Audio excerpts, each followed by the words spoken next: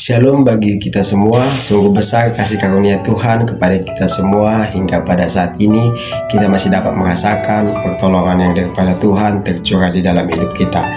Baik, perkenalkan nama saya Emmanuel Sitio, saya dari kelas 12 perhotelan. Di sini saya akan menyampaikan khotbah kepada kita semua sebagai nilai akhir dari pendidikan agama Kristen Protestan dengan guru pembimbing Seraya Nainggolan. Sebelum saya menyampaikan khotbah kepada kita semua, langkah baiknya kita menyiapkan hati kita untuk mendengarkan khotbah. Kita bersatu dalam doa. Kembali kami mengucap syukur kepada-Mu ya Bapa atas penyertaan-Mu kepada kami hingga pada saat ini. Ya Tuhan, kiranya pada saat ini kami akan mendengarkan firman-Mu ya Tuhan. Berkati hamba-Mu yang akan menyampaikan firman-Mu ya Tuhan. Berikan kebijaksanaan dan roh kekudusan yang daripada sorga sehingga hamba-Mu dapat menyampaikan firman-Mu dengan baik. Berkati ya Tuhan kami yang mendengarkannya juga, sehingga kami layak dapat melakukannya dan menerapkannya dalam kehidupan kami sehari-hari, sehingga kami layak di hadapan-Mu. Kami berdoa kepada-Mu ya Tuhan, di dalam nama anak-Mu Tuhan Yesus Kristus kami berdoa dan mengucap syukur. Amin. Baik, judul khotbah yang akan saya bawakan untuk kita semua pada saat ini berjudul Berkat dari Hikmat. Ayat intinya saya ambil dari Amsal 3 ayat yang ke-13 sampai ke-14. Saya akan membacakan untuk kita semua. Amsal 3 ayat 13 sampai 14. Berbahagialah orang yang mendapat hikmat, orang yang memperoleh kepandaian, karena keuntungannya melebihi keuntungan perak dan hasilnya melebihi emas. Saudara-saudara yang terkasih dalam nama Tuhan Yesus Kristus, kita dapat definisikan bahwa arti dari hikmat itu, pengertian dari hikmat itu adalah kemampuan yang dimiliki seseorang untuk mengatasi masalah yang dimilikinya, untuk memberikan solusi terhadap masalah yang dimilikinya, sehingga masalahnya itu dapat ia selesaikan melalui hikmat yang ia miliki. Ada sebuah pengertian yaitu yang mencantumkan bahwa hikmat di dunia ini terbagi menjadi dua, yaitu hikmat dari Allah dan hikmat dari dunia. Baik, di sini saya akan menyampaikan sebuah ilustrasi untuk kita semua yang kiranya dapat memberikan pemahaman kepada kita cara membedakan hikmat dari dunia dan hikmat dari Tuhan. Jadi suatu waktu ada bapak pengendara sepeda yang hendak pergi ke pasar untuk membeli semangka. Seperti biasanya, para penjual semangka pasti menggantungkan semangka yang warnanya merah dan segar sehingga dapat menarik banyak perhatian para pembeli yang berada di pasar tersebut. Kemudian si bapak pembeli semangka ini memutuskan untuk membeli semangka seperti yang digantungkan si penjual itu. Kemudian si penjual itu memberikan satu semangka sesuai dengan permintaan si bapak tadi. Kemudian si bapak pembeli ini pergi menuju sepedanya dan ia mengikat semangkanya di sepedanya, dan kemudian ia beranjak pergi untuk pulang kembali ke rumahnya. Di perjalanan, ia melihat sebuah pengendara sepeda motor yang membawa sepeda motornya secara ngebut, sehingga ia ingin berusaha melewati mobil angkot yang berada di depannya. Tetapi mobil angkot yang di depannya ini memiliki niat juga untuk melewati pengemudi becak yang berada di depannya, sehingga mobil angkot ini bergeser ke sebelah kanan dan berusaha melewati pengendara becak yang ada di depannya. Akibat dari kejadian itu, si pengendara motor tadi kehilangan kendali, kemudian ia menabrak bapak pembeli semangka tadi. Akibat dari kejadian itu, maka semangka yang dibeli bapak pembeli semangka tadi hancur dan terpecah-pecah, sehingga ia mengalami kerugian yang bisa dikatakan cukup besar. Kemudian si bapak pembeli semangka ini berdiri dan ia kaget melihat semangka yang ia belinya itu. Ternyata semangkanya itu tidak sesuai dengan ekspektasinya. Semangkanya itu tidak sesuai dengan keinginannya, karena ternyata semangka yang ia belikannya itu adalah semangka yang warnanya kuning kepucat-pucatan. Padahal semangka yang diinginkan dia adalah semangka yang merah, segar, dan pasti rasanya manis. Akibat terjadinya kecelakaan itu belum jauh dari pasar, si bapak ini memutuskan untuk kembali ke pasar dan meminta pertanggungjawaban dari si penjual semangka. Kemudian pada saat ia sampai di pasar, ia meminta pertanggungjawaban dari si penjual semangka atas semangka yang ia berikan tidak sesuai dengan yang diinginkan dia. Kemudian si bapak penjual semangka bertanya, "Bapak, apa yang terjadi sehingga semangka ini terpecah-pecah?" Kemudian si bapak pembeli itu menjawab, "Iya, saya mengalami kecelakaan tadi di perjalanan untuk menuju kembali ke rumah." Kemudian si bapak penjual semangka menyatakan lagi, "Bapak, manusia saja akan pucat ketika ia terjatuh, apalagi semangka ini." Mendengar pernyataan yang disampaikan oleh si bapak penjual itu, si bapak pembeli ini terdiam. Ia pergi menuju sepedanya untuk kembali pulang ke rumahnya, dan tanpa membalas apa perkataan yang disampaikan oleh si penjual itu. Dalam rasa kebingungan, ia kembali menuju ke rumahnya, dan walaupun ia mengalami kerugian dan tidak mendapatkan ganti dari semangka yang terpecah-pecah tadi. Jadi saudara-saudara yang terkasih dalam nama Tuhan Yesus Kristus, kita dapat kesimpulan dari ilustrasi yang saya sampaikan tadi, yaitu si penjual semangka mendapatkan keuntungan dan si pembeli semangka mendapatkan kerugian. Jadi di sini kita dapat belajar bahwa perbedaan antara hikmat yang kita peroleh dari dunia dan hikmat dari Tuhan Allah sangat berbeda, karena dinyatakan bahwa hikmat dari Allah adalah hikmat yang semua umatnya memperoleh keuntungan, atau semua umatnya mendapatkan kesamaan harta tanpa ada merasa kekurangan. Tetapi hikmat dari dunia adalah hikmat yang salah satu dari kedua belah pihak mendapatkan kerugian, atau salah satu dari umatnya memperoleh yang namanya itu kerugian atau penyesalan. Seperti ilustrasi yang saya sampaikan tadi, ketika si penjual semangka mendapatkan keuntungan dan ia menolak pertanggungjawaban atas semangka yang warnanya kuning kepucatan tadi, dan si pembeli semangka mendapatkan kerugian dan ia terdiam atas jawaban dari si penjual semangka itu. Itulah yang dinamakan hikmat dari dunia. Saudara-saudara yang terkasih dalam nama Tuhan Yesus Kristus, kita seringkali juga membandingkan materi atau uang dengan hikmat yang ada di dalam hidup kita. Kita seringkali menyatakan bahwa materi atau uang yang sangat penting dalam hidup kita, sehingga dengan kekuasaan materi itu, dengan kekuasaan uang itu, keluar anekdot yang menyatakan bahwa materi atau uang adalah hal yang paling berharga di dunia ini. Walau halak batak madok, hepeng do mengatur portibion. Akibat dari keegoisan kita itu, akibat dari prinsip kita yang menyatakan bahwa uang atau materi lebih berharga dibandingkan hikmat, terkadang ada penyesalan di dalam hati kita yang menyebabkan hubungan keluarga, hubungan kita dengan teman-teman, hubungan kita dengan yang lainnya itu dapat hancur, atau kebahagiaan yang kita rasakan di dunia tidak kebahagiaan yang sukacita, melainkan kebahagiaan dengan rasa kepaksaan.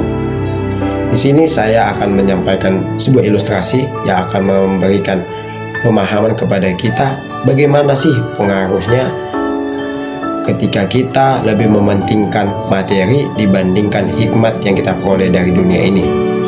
Jadi pada suatu waktu seorang ayah pulang dari kantornya, kemudian dia disambut oleh seorang anak balita yang berusia masih 3 tahun. Kemudian si ayah meletakkan laptopnya di teras rumahnya selagi ia memarkirkan kereta di garasi. Kemudian si anak yang masih berusia 3 tahun tadi memiliki pemikiran untuk membantu ayahnya untuk menyimpankan laptopnya ke dalam rumah, di mana ayahnya biasanya meletakkan laptop tersebut. Ketika si anak mencoba untuk memindahkan laptop itu dari teras, si ayah tiba-tiba datang dan ia berteriak keras dan memarahi si anaknya yang mencoba membantunya, karena si ayahnya takut si anak itu menjatuhkan laptopnya dan itu akan menimbulkan kerusakan pada laptopnya, sehingga ia takut untuk mengeluarkan biaya atau uang untuk memperbaiki laptopnya. Dengan kata-kata keras yang disampaikan kepada si ayah kepada anaknya, si anak merasa down, si anak merasa tertekan, sehingga ia merasa takut dan menangis. Dan oleh sebab itu ia tumbuh menjadi anak yang penakut, menjadi anak yang tidak suka menolong orang lain, ia tumbuh menjadi anak yang introvert, ia tumbuh menjadi anak yang hidup dengan kesendirian, dan bisa dinyatakan juga bahwa ia tidak mau meminta tolong lagi kepada ayahnya, sehingga si ayah merasakan kebahagiaan yang ada dalam hidupnya. Tidak ada yang namanya muncul kebahagiaan dari seorang anak kepada ayahnya.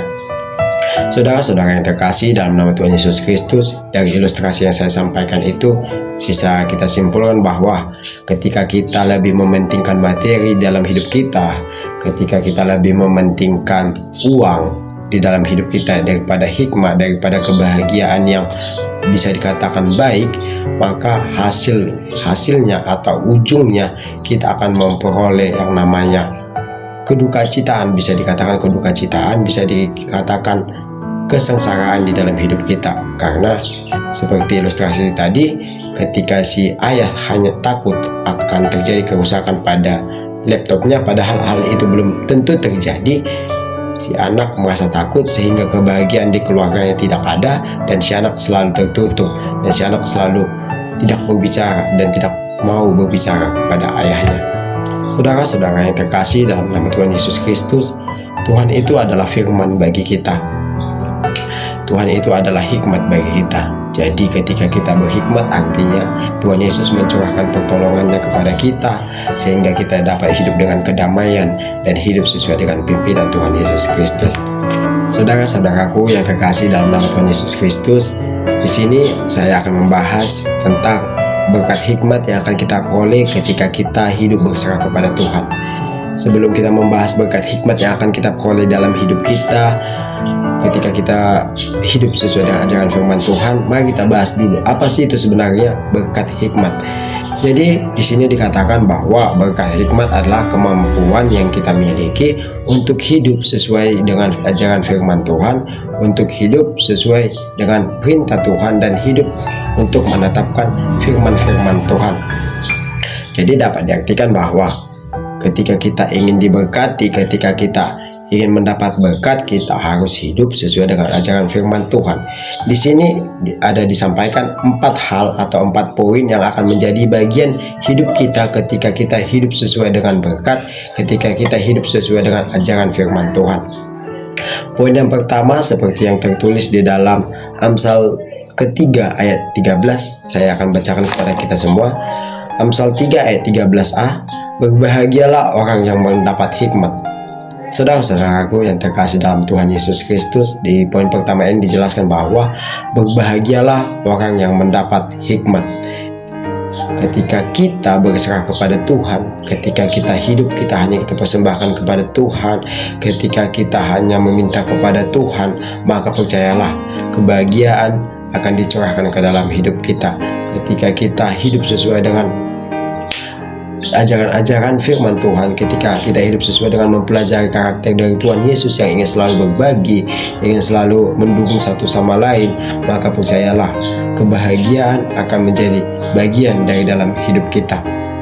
Poin yang kedua yaitu seperti yang tertulis dalam Amsal 3 ayat 16a, saya akan bacakan untuk kita semua. Amsal 3 ayat 16a, umur panjang ada di tangan kanannya. Janji Tuhan atau berkat hikmat yang akan kita peroleh ketika kita hidup sesuai dengan ajaran firman Tuhan, yaitu kita akan dicurahkan umur panjang yang daripada surga.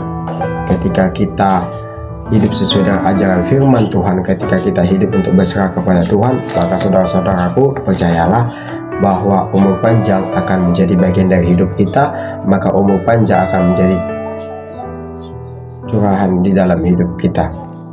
Poin yang ketiga, berkat dari hikmat atau janji Tuhan kepada kita, yaitu tertulis di dalam Amsal yang ketiga ayat 16b, dikatakan bahwa di tangan kirinya kekayaan dan kehormatan. Saudara-saudara yang terkasih dalam nama Tuhan Yesus Kristus, di sini dikatakan kekayaan dan kehormatan bukan hanya berarti dipandang melalui materi dan selalu dipuji-puji, tetapi kekayaan dan kehormatan yang dimaksud Tuhan adalah kita diberikan amal ibadah, kita diberikan kebijaksanaan daripada surga, sehingga kita dapat menjadi berkat di antara orang-orang di sekitar kita, sehingga kita juga dapat diterima di sisi tangan kanan Tuhan melalui berkat dan hikmat yang sudah kita peroleh dari dunia ini. Jadi kita simpulkan bahwa kekayaan dan kehormatan ini akan diberikan kepada kita ketika kita dapat menjadi hikmat bagi orang-orang di sekitar kita, dan ketika kita dapat menjadi berkat dari orang-orang di sekitar kita. Untuk poin yang terakhir atau poin yang keempat, yaitu tertulis di dalam Amsal yang ketiga ayat 25-26. Janganlah takut kepada kekejutan yang tiba-tiba atau kepada kebinasaan orang fasik bila itu datang, karena Tuhanlah yang akan menjadi saudaramu dan akan menghindarkan kakimu dari jerat. Saudara-saudaraku yang terkasih dalam nama Tuhan Yesus Kristus, di sini dijelaskan bahwa ketika kita berhikmat, ketika kita hidup sesuai dengan ajaran firman Tuhan, menuruti segala kehendaknya, meniru karakter Tuhan Yesus yang selalu ingin membantu orang lain, maka dalam proses itu kita akan selalu diberikan pertolongan. Di sini tadi dikatakan menghindarkan kakimu dari jerat. Bisa kita artikan bahwa kita akan ditolong Tuhan, kita akan dipimpin Tuhan, kita akan dihindarkan dari mara bahaya dan coba-cobaan yang akan mengganggu kita dalam pelaksanaan menjadi berkat di antara orang-orang di sekitar kita. Jadi jangan takut, marilah untuk membangun karakter seperti Tuhan Yesus, sehingga kita dapat menjadi hikmat, menjadi berkat, dan menjadi penginjil di dalam lingkungan sekitar kita. Saudara-saudaraku yang terkasih dalam nama Tuhan Yesus Kristus, itu adalah 4 berkat hikmat yang akan kita peroleh ketika kita hidup sesuai dengan kehendak Tuhan dan dapat menetapkan firman-firman Tuhan di dalam kehidupan kita. Jadi marilah kita untuk hidup sesuai dengan ajaran firman Tuhan, membangun karakter seperti Tuhan Yesus Kristus, dan yakinlah bahwa ada pertolongan di dalam hidup kita ketika kita ingin melakukan yang terbaik dalam hidup kita, sehingga 4 inti berkat firman yang telah saya sampaikan ini menjadi berkat hikmat yang kita peroleh dalam hidup kita. Sekian firman Tuhan yang bisa saya sampaikan kepada kita. Kiranya Tuhan memberkati kita semua. Kita bersatu dalam doa. Kembali kami ucap syukur kepada-Mu ya Bapa atas penyertaan-Mu kepada kami hingga pada hari ini. Terima kasih ya Tuhan atas penyertaan-Mu, sehingga hamba-Mu ini dapat menyampaikan firman-Mu dengan baik ya Tuhan. Kiranya berkati juga kami pendengarnya ya Tuhan, sehingga kami dapat menetapkannya di dalam kehidupan kami sehari-hari. Lindungi kami ya Tuhan, kami berserah kepada-Mu. Di dalam nama anak-Mu Tuhan Yesus Kristus kami berdoa mengucap syukur. Amin. Sekian firman Tuhan yang bisa saya sampaikan pada saat ini untuk kita semua. Kiranya firman Tuhan yang telah kita dengarkan dapat berbuah dan menjadi pedoman dalam hidup kita, sehingga kita layak di hadapan Tuhan. Sampai jumpa di lain kesempatan. Tuhan Yesus memberkati.